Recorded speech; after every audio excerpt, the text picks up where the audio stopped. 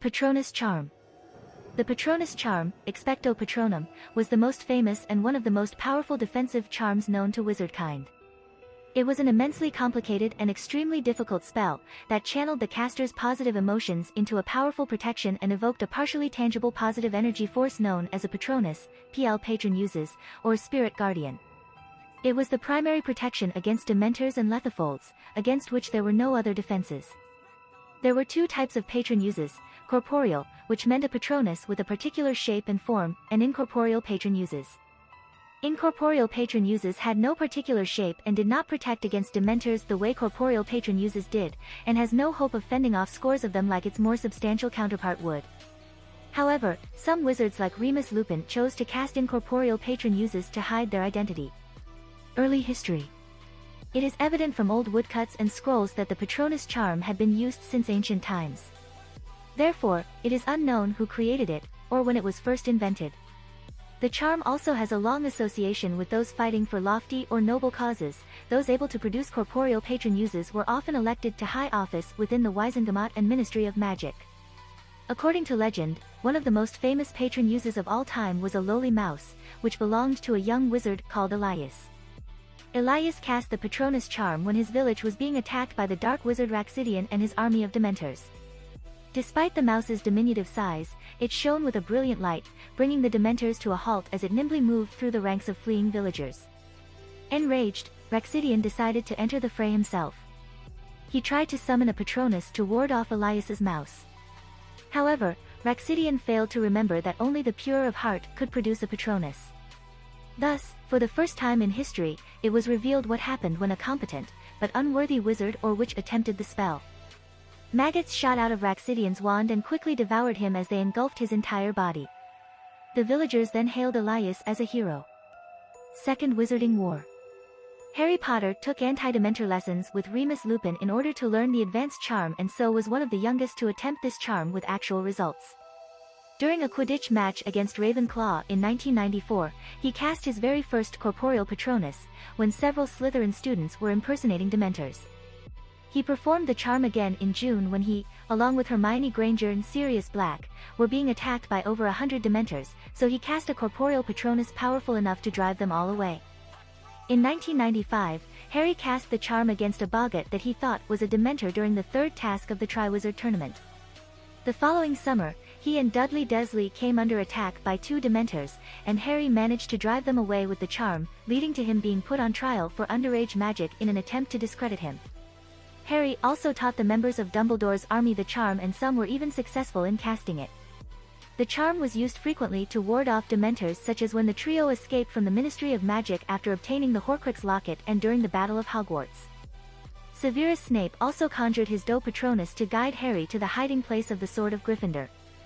The Order of the Phoenix would send out messages with their patron uses such as Kingsley Shacklebolt and Arthur Weasley, who in 1997 delivered warnings. After the war. In 2011, Daniel Page, Ivy Warrington and their friend cast the Patronus charm to fend off dementors in the dungeon of Victor Gridley's caravan after practicing it in the whole school year.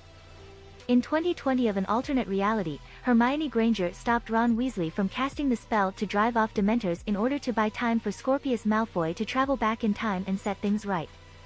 Severus Snape subsequently cast the spell, surprising Scorpius with its shape of a doe.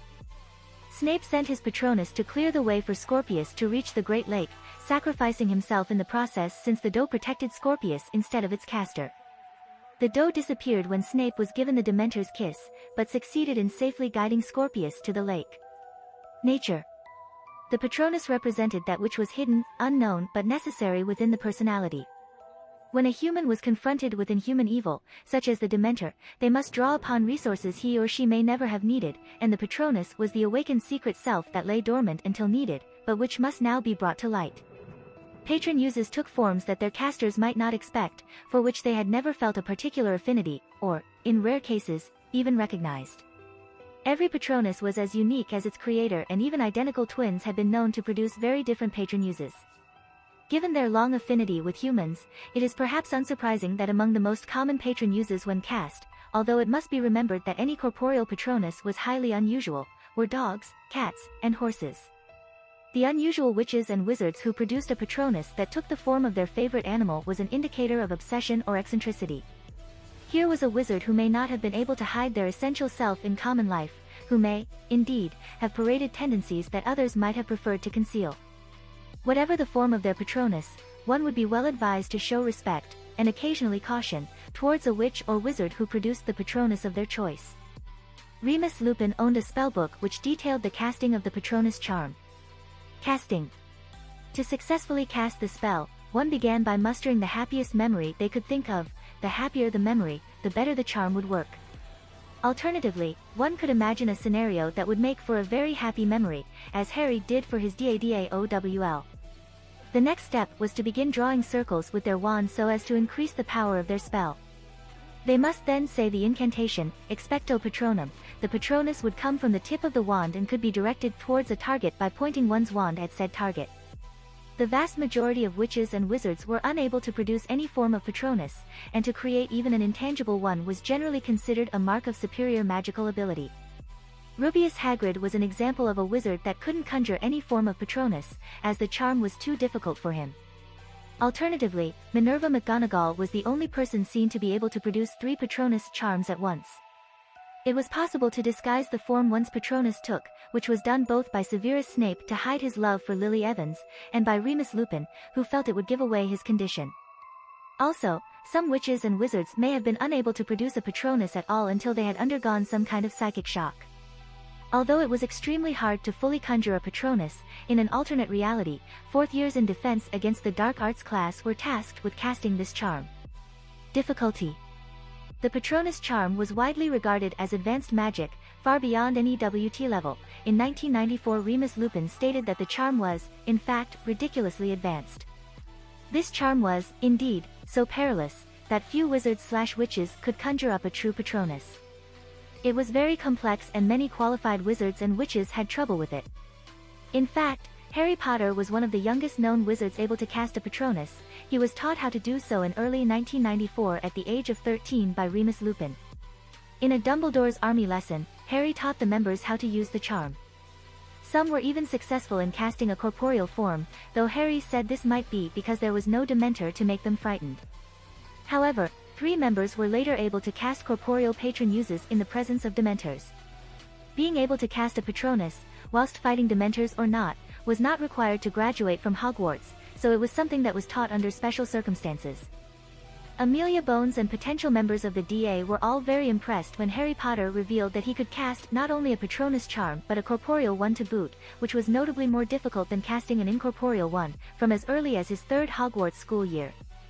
Given that the success of the charm was directly reliant on the caster retaining a particular mental state, the charm was more difficult to cast in emotionally trying circumstances.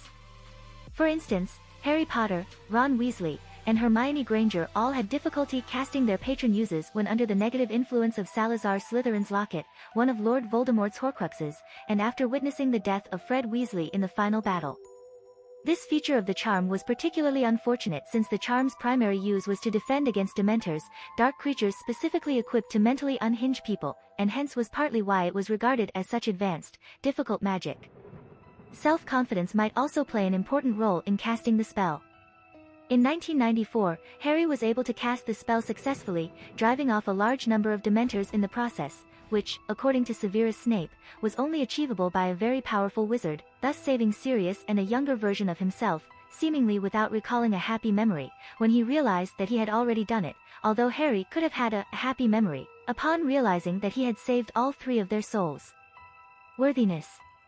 It was a general belief held by the wizarding world that only those who were pure of heart were able to cast Patronuses. This, however, was untrue, as several characters with negative personality traits were able to cast a fully fledged Patronus. Although generally dark witches and wizards would not try to produce a Patronus, not having any need for one, most dark wizards would be devoured by maggots coming from their wand and consuming the caster. For this reason, Lord Voldemort and his Death Eaters were not able to cast a Patronus charm, not that it was necessary, as they already had the dark creatures under their control via their affinity to darkness, and would have no use for Patronuses. Draco Malfoy numbered among those unable to cast the Patronus charm. Severus Snape was the only Death Eater capable of casting the charm. Some witches and wizards of questionable morals, such as Dolores Umbridge, were able to produce corporeal patronuses. Marilla Snide could only conjure an incorporeal Patronus, though it should be noted that she was only a 4th year at the time and it was an advanced spell. The only other wizards known to produce a corporeal Patronus by that age were Harry Potter, Nymphadora Tonks, and Jacob's sibling. Patricia Rakepick was a dark witch who sadistically tortured Marilla Snide with the Cruciatus Curse and murdered Rowan Kana with the Killing Curse, and yet was able to cast a corporeal Patronus in the form of a lioness. The Patronus. A successfully conjured Patronus could take 2 forms, incorporeal and corporeal, and both types varied greatly in their appearances and strength. Incorporeal. An incorporeal Patronus was one which did not resemble any living creature and had few distinguishing features, if any. Incorporeal patronuses resembled a burst of vapor or smoke without any clearly defined form shooting from the tip of the wand. While they might be partially effective at halting dementors, but not repelling them, and shielding the caster from them, incorporeal patronuses were not fully fledged patronuses, and were regarded as a simpler and weaker version of the charm. However, being able to cast even an incorporeal Patronus is still seen as an impressive feat. Corporeal. A corporeal Patronus was one that was fully formed, taking the shape of a bright silver, translucent animal. It was the strongest form a Patronus could take, being able to fully drive dementors away. The specific animal forms that a corporeal Patronus took would vary from person to person and reflect each individual's innermost personality. Patronus forms, however, were subject to change if the caster went through an emotional upheaval of some sort, including falling in eternal, unchanging love. For example, Nymphadora Tonks's Patronus changed from its previous form to that of a 4-legged creature which others guessed was a wolf because then it would reflect her love for Remus Lupin, himself a werewolf. Another example was Severus Snape, whose Patronus was that of a doe, the same as Lily Evans, though this may have been the case all along rather than a change from its original form, as Snape was in love with Lily for most of his life. Based on the fact that patronuses were conjured by recalling happy memories, it stands to reason that a Patronus might change its form after one fell in love, and the memories used to conjure the Patronus largely revolved around the person the caster was in love with. In addition, it seemed that some couples had complementary patronuses, male and female forms of the same animal, such as Lily and James Potter. It is, however, unknown if this was a coincidence or not. If a wizard was an animagus and could summon a corporeal Patronus, the two might take the same form. This was the case for Minerva McGonagall and James Potter. Remus Lupin's Patronus took the form of a wolf, rather than a werewolf. Whether or not all werewolves would generate a similar Patronus is unknown. It stands to reason that it was likely due to Remus's best memories of his youth revolving around the acceptance he felt despite his condition, in which he felt more at home in his wolf form during those times, rather than cursed by it, and also due to his nature as desiring a sense of belonging at his core, much like a true wolf. Most patronuses took the form of an ordinary animal. Magical creatures, such as Albus Dumbledore's Phoenix Patronus, were uncommon. It was extremely rare for patronuses to take the form of extinct animals. Hedley Fleetwood's woolly mammoth Patronus was a notable exception. Andrus the Invincible was the only wizard capable of casting a Patronus the size of a giant, although whether it was a giant or not is unknown. The corporeal Patronus was also better at repelling dementors than the incorporeal form. Uses. There were 2 known uses for the Patronus charm. The first and main use of the Patronus was to drive off certain dark creatures, such as dementors and lethofolds, and was the only known charm that would work against them. As dementors fed on happy memories, causing humans to drown in their own sorrow and sadness, the Patronus acted as a shield of sorts, of which the dementor would try to feed off instead. The Patronus was comprised exclusively of positive feelings and couldn't comprehend negative emotion, so the dementor's influence couldn't affect it. The other use was devised by Albus Dumbledore, who invented a way of using the Patronus, corporeal and incorporeal, as a means of communication. They could deliver messages, speaking with the voice of the caster. This source of communication was believed to be exclusive to the members of the Order of the Phoenix. Using the Patronus for communication offered great advantages in security, as patronuses identified the caster and were dark arts proof. A good example of this was when Minerva McGonagall used her feline Patronus to call for help to the other heads of houses in 1998, when she found out that Harry Potter had returned to Hogwarts in search of Rowena Ravenclaw's diadem. Multiple patronuses could be cast for communication, as McGonagall was able to create 3. Another was when Severus Snape used his Patronus to lead Harry Potter to a pool in the Forest of Dean in 1997, where he had laid the sword of Gryffindor for Harry to retrieve. It is unknown if Snape had conjured the Patronus with instructions or if he was hiding and controlling it for this task. Harry's Patronus was able to follow both oral and physical commands. They also only remained active whilst the caster was focusing on them. If they were not protecting anyone, patron uses seemed to take on the traits of the creature they resembled and generally followed their caster around. This made it unsure whether or not they were sentient. Etymology. Patronus is the nominative singular case meaning protector, guardian, or simply patron in Latin, specifically reflecting the entire role that the Patronus charm plays. In archaic Latin, it meant father, which is very interesting, considering that Harry Potter's Patronus is the same as his father's Patronus and animagus form, a stag. The Latin word expecto is the first-person singular form of expectare meaning, to await, thus the charm's incantation translates into, I await a patron, since patronum is the singular accusative form of Patronus, meaning it is the case which a noun or an adjective describing the noun takes when it is the direct object of a sentence, which in the spell's translation, it is.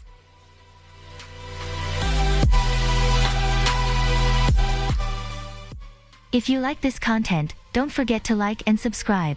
See you later, bye bye.